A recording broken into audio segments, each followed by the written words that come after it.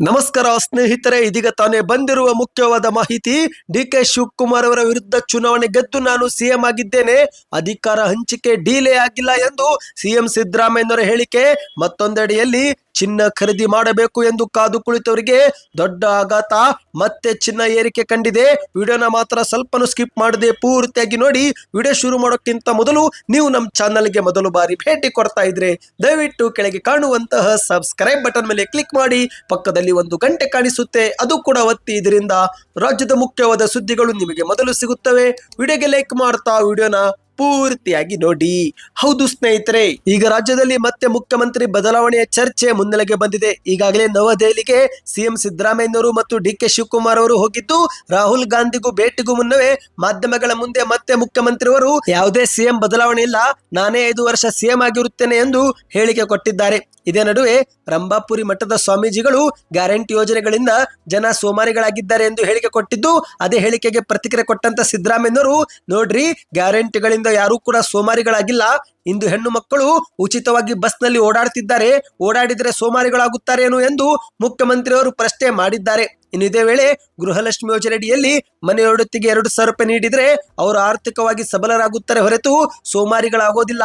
ತಮ್ಮ ಮಕ್ಕಳಿಗೆ ಉತ್ತಮ ಶಿಕ್ಷಣ ಎಂದು ಕೊಡಿಸುತ್ತಿದ್ದಾರೆ, ಯಾಕೆ ಅವರು ತಮ್ಮ ಮಕ್ಕಳನ್ನ ಓದಿಸಬಾರದೇನು ಎಂದು ಮುಖ್ಯಮಂತ್ರಿಯವರು ಪ್ರಶ್ನೆ ಮಾಡಿದ್ದಾರೆ. ಇನ್ನು ಇದೇ ನಡುವೆ ರಾಜ್ಯದಲ್ಲಿ ಮುಖ್ಯಮಂತ್ರಿ ಬದಲಾವಣೆ ಆಗುತ್ತಾ ಎನ್ನುವ ಪ್ರಶ್ನೆಗೆ ಪ್ರತಿಕ್ರಿಯೆ ಕೊಟ್ಟಂತ ಮುಖ್ಯಮಂತ್ರಿಯವರು, ಈ ಒಂದು ಹಿಂದೆ ಅಧಿಕಾರ ಹಂಚಿಕೆ ಕುರಿತಂತೆ ನನ್ನ ಮತ್ತು ಡಿ.ಕೆ. ಶಿವಕುಮಾರ್ ನಡುವೆ ಯಾವುದೇ ಒಪ್ಪಂದವೇ ಆಗಿಲ್ಲ.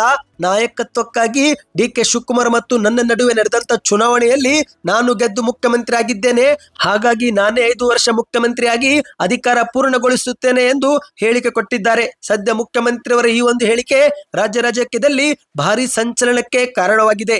ಹೌದು ಗೆಳೆಯರೆ, ರಾಜ್ಯದಲ್ಲಿ ಕಾಂಗ್ರೆಸ್ ಅಧಿಕಾರಕ್ಕೆ ಬಂದಾಗ ಅಧಿಕಾರದ ಹಂಚಿಕೆ ಒಪ್ಪಂದ ಕುರಿತಾಗಿ ಹೇಳಿಕೆಗಳು ಬರುತ್ತಿದ್ದವು. ಆದರೆ ಇದೀಗ ಅಂತಹ ಒಪ್ಪಂದವೇ ಆಗಿಲ್ಲ ಎಂದು ಇದೇ ಮೊದಲ ಬಾರಿಗೆ ಸಿಎಂ ಸಿದ್ದರಾಮಯ್ಯನವರು ನವದೆಹಲಿಯಲ್ಲಿ ಮಾಧ್ಯಮಗಳ ಮುಂದೆ ಪ್ರತಿಕ್ರಿಯೆ ಕೊಟ್ಟಿದ್ದಾರೆ. ಮತ್ತೆ ಮುಂದುವರೆದು ಮಾತನಾಡಿ, ಈಗ ನಾನು ಮುಖ್ಯಮಂತ್ರಿ ಆಗಿದ್ದೇನೆ, ಡಿ.ಕೆ. ಶಿವಕುಮಾರ್ ಆಗಲಿ ಅಥವಾ ಯಾರೇ ಶಾಸಕರಾಗಲಿ ಮುಖ್ಯಮಂತ್ರಿ ಆಗುವ ಆಸೆ ಪಡುವುದು ತಪ್ಪಲ್ಲ. ಆದರೆ ಸದ್ಯಕ್ಕೆ ಸಿಎಂ ಕುರ್ಚಿ ಖಾಲಿ ಇಲ್ಲ ಮತ್ತು ನಾಯಕತ್ವದಲ್ಲೂ ಕೂಡ ಯಾವುದೇ ಬದಲಾವಣೆ ಇಲ್ಲ ಎಂದು ಸ್ಪಷ್ಟಪಡಿಸಿದ್ದಾರೆ. ಇನ್ನು ಇದೀಗ ಎರಡನೇ ಮುಖ್ಯವಾದ ಮಾಹಿತಿಗೆ ಹೋಗೋಣ ಸ್ನೇಹಿತರೆ. ಚಿನ್ನ ಖರೀದಿ ಮಾಡಬೇಕು ಎಂದು ಕಾದು ಕುಳಿತವರಿಗೆ ಒಂದು ಶಾಕಿಂಗ್ ಸುದ್ದಿ ಬಂದಿದೆ. ಹೌದು ಗೆಳೆಯರೆ, ಈಗ ಚಿನ್ನ ಖರೀದಿ ಎನ್ನುವುದು ಕನಸು ಆಗಿದೆ. ಏಕೆಂದ್ರೆ ಚಿನ್ನದ ಬೆಲೆ ಮತ್ತೆ ನಿರಂತರವಾಗಿ 3ನೇ ದಿನವೂ ಕೂಡ ಏರಿಕೆ ಕಂಡಿದೆ. ಹೌದು, ಈ ಒಂದು ಹಿಂದೆ 1,04,000ದಿಂದ 96,000ವರೆಗೆ ಇಳಿಕೆ ಕಂಡಿದ್ದಂತ ಚಿನ್ನ ಇದೀಗ ಮತ್ತೆ ನೋಡುತ್ತಿದ್ದಂತೆ 3 ದಿನದಲ್ಲಿ ಮತ್ತೆ ಏರಿಕೆಯಾಗಿ 99,000 ರೂಪಾಯಿ ಮುಟ್ಟಿದೆ. ಹೌದು ಗೆಳೆಯರೆ, ಮುಂದಿನ ದಿನಗಳಲ್ಲಿ ಚಿನ್ನದ ಬೆಲೆ ಇನ್ನಷ್ಟು ಹೆಚ್ಚಾಗಲಿದೆ ಎನ್ನುವ ಆತಂಕ ಈಗ ಮತ್ತೆ ಎದುರಾಗಿದೆ.